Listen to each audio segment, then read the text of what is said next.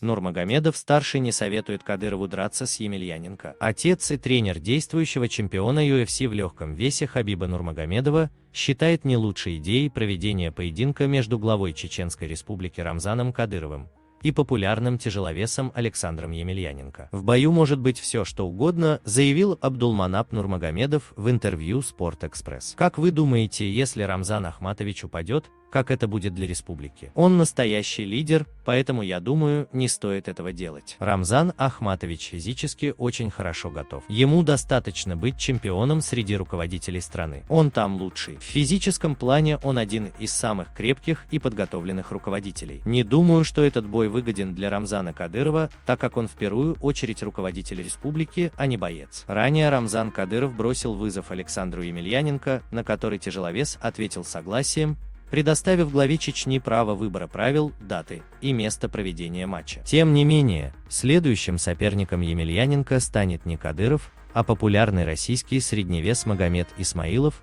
который дебютирует в тяжелой весовой категории 3 апреля на турнире ACA 107 в Москве.